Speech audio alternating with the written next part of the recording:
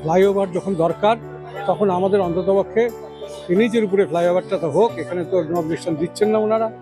তারপরেই এটা রেল দপ্তরকে বলে ফ্লাইওভারের পজিশনটাকে চেঞ্জ করে এনএইচের উপরে নিয়ে যাওয়া হয়েছে। এদিকে যদি আন্ডারপাস নিচ দিয়ে কোনো গাড়ি ঘোড়া যাতায়াতের একটা ব্যবস্থা করে দেয় তাহলে এটাতে আরো সুবিধা হবে। বলবে যে কোথায় কি হচ্ছে এবং কি হলে কি হতে পারে সে প্রশ্নের উত্তর ভবিষ্যতের গর্ভেই লুকিয়ে আছে। এখন শহরে কোনো উপকার হবে না, কারণ যে সময় এখানে যানজট হয় সেই সময়ে লেভেল ক্রসিং পড়ে গেল আর আমরা রাস্তার ওই দিক দিয়ে পার হলাম, এটা কোনো বাস্তবোচিত অভিজ্ঞতা খুব খারাপ।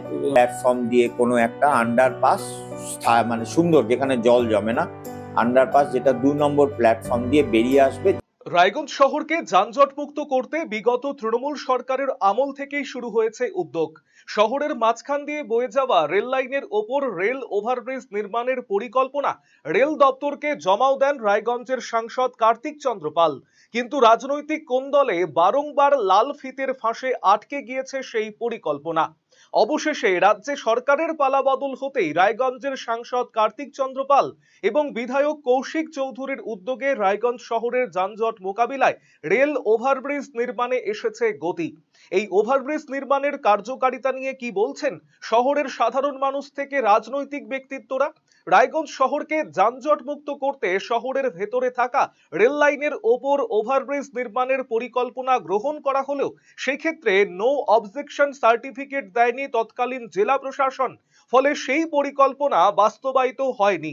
সে কারণে বদল আনতে হয়েছে পরিকল্পনায়, বললেন রায়গঞ্জ শহরের একাধিক সমস্যার সমাধানে বহু আন্দোলনের মুখ অঞ্জন কুমার রায়। রায়গঞ্জ যানজট সমস্যার জন্য আমরা বিগত দিনে, আপনারা সবাই ওয়াকিবল আছেন, যে রেল থেকে এই রাস্তাটা মানে আমাদের শনি মন্দিরের সামনে রাস্তাটা দিয়ে বা হরিমোড় দিয়ে একটা ফ্লাইওভারের প্রপোজাল ছিল। তো পরবর্তীকালে আমরা সেই সময় ডিএম সাহেবের কাছে নো অবজেকশনের জন্য রেল চিঠি দিয়েছিল। সেই নিরিখে আমরা রায়গঞ্জবাসী হিসাবে ডিএম সাহেবের সঙ্গে দেখা করি এই নো অবজেকশনের জন্য, যাতে ফ্লাইওভারটা তৈরি করা যায়। পরবর্তীকালে ডিএম সাহেব কোনো আমাদেরকে দিলেন না, নো অবজেকশন সার্টিফিকেট দিলেন না। তখন এই হাইরোডের উপরে, যেটা পুরনো এনএইচ, তার উপরে পরিকল্পনা গ্রহণ করা হলো। এই গ্রহণ করার মূল ছিল যে যেহেতু আমাদের হসপিটাল, স্কুল, কলেজ, তারপরে ফায়ার ব্রিগেড সবই ওই পারে, তো আমাদের এখানে কিছু হলে পরেই ওই পার থেকে লোকজনকে, ফায়ার ব্রিগেডকে আসতেই হবে, হসপিটালে যেতেই হবে। অতএব আমাদের ফ্লাইওভারটা অতি প্রয়োজন। তখন আমাদের রেল দপ্তরের থেকে এই উদ্যোগটা নেওয়া হয় যে ফ্লাইওভার যখন দরকার তখন আমাদের অন্ততপক্ষে এনএইচের উপরে ফ্লাইওভারটা তো হোক, এখানে তো নো অবজেকশন দিচ্ছেন না ওনারা। তারপরেই এটা রেল দপ্তরকে বলে ফ্লাইওভারের পজিশনটাকে চেঞ্জ করে এনএইচের উপরে নিয়ে যাওয়া হয়েছে। শহরের আগামী ভবিষ্যৎ চিন্তা করে এই ওভারব্রিজ নির্মাণ শহরের যানজট মোকাবিলায় সদর্থক ভূমিকা নেবে বলেই মনে করেন শহরের বাসিন্দা প্রণব বসাক। তবে পাশাপাশি শহরের ভেতর দিয়ে বয়ে যাওয়া রেল লাইনের কারণে শহরের অভ্যন্তরে স্বাভাবিক যান চলাচল বজায় রাখতে একটি আন্ডারপাস নির্মাণের দাবিও তুলেছেন প্রণব বাবু। অবশ্যই মিটবে, কেন দেখুন রায়গঞ্জ শহরের পরিধি আস্তে আস্তে বাড়ছে।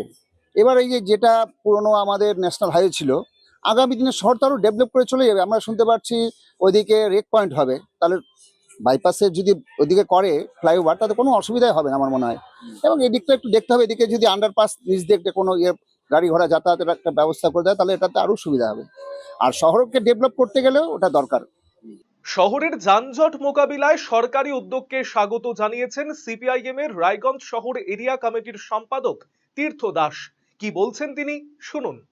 বলবে যে কোথায় কি হচ্ছে এবং কি হলে কি হতে পারে সে প্রশ্নের উত্তর ভবিষ্যতের গর্ভেই। সরকারের পদক্ষেপকে অবশ্যই স্বাগত জানাবো, কারণ রায়গঞ্জ শহরের যানজট নিয়ন্ত্রণ, যানজট একটা মানে জলজ্যান্ত সমস্যা আমাদের রায়গঞ্জ শহরবাসী। সেখানে সরকার যদি উদ্যোগ নেয় করার, অবশ্যই তাকে স্বাগত জানাবো, সাধুবাদ জানাবো। এই বিষয়ে কি বলছেন উত্তর দিনাজপুর জেলা কংগ্রেসের সাধারণ সম্পাদক তিলক তীর্থ ভৌমিক। আমি তো জানতাম যে আমাদের রায়গঞ্জ শহরের উপর দিয়ে ফ্লাইওভার হবে এবং সেরকমই প্রস্তাব গিয়েছিল এবং সেটা নিয়ে আগে অনেক লেখাপড়া, এনওসি ইত্যাদি অনেক কথা শুনলাম, কিন্তু এখন দেখছি যে ফ্লাইওভারটা হবে আমাদের পুরনো জাতীয় সড়কের উপর দিয়ে।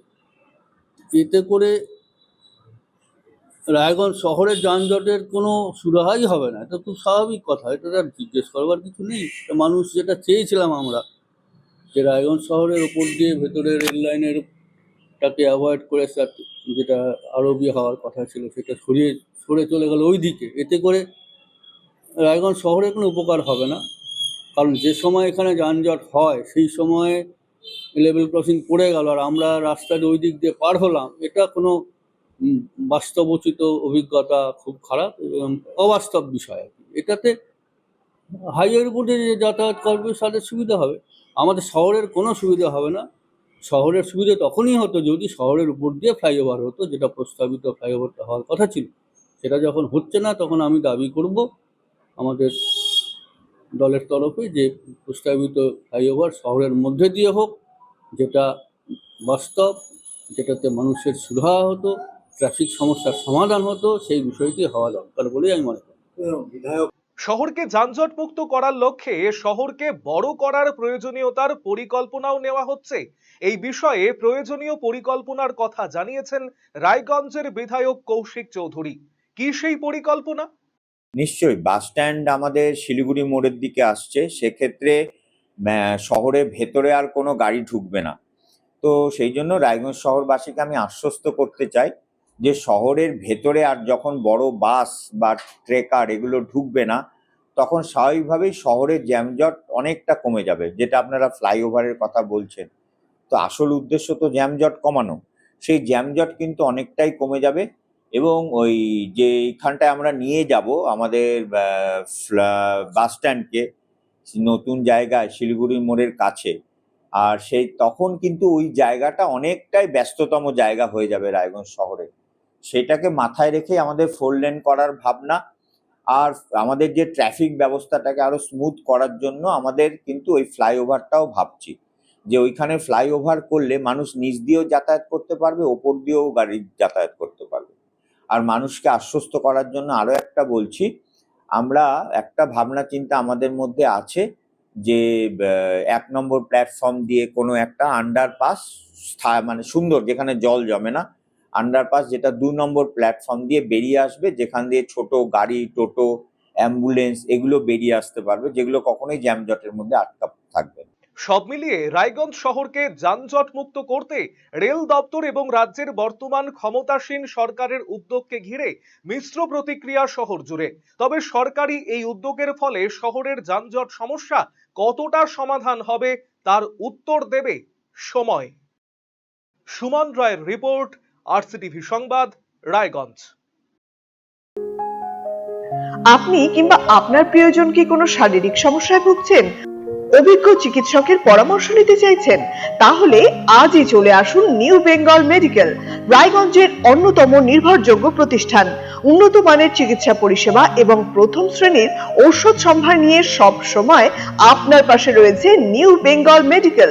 এখানে নিয়মিত রোগী দেখছেন সুপ্রতিষ্ঠিত অস্থিরোগ বিশেষজ্ঞ doctor Anup Barman.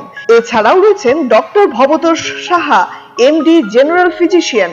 Malda medical college থেকে আসছেন ডক্টর সৌরভ কান্তি সিনহা, বাত ব্যথা প্যারালাইসিস বিশেষজ্ঞ, MBBS MD. Wheel chair, scratch, walking stick সহ অন্যান্য প্রয়োজনীয় সিনিয়র সিটিজেনদের জন্য আধুনিক সরঞ্জাম পাওয়া যায় সুলভ মূল্যে। নিউ বেঙ্গল মেডিকেল, সৎসঙ্গ রোড, উকিলপাড়া, রায়গঞ্জ, উত্তর দিনাজপুর। যোগাযোগ 9382968820।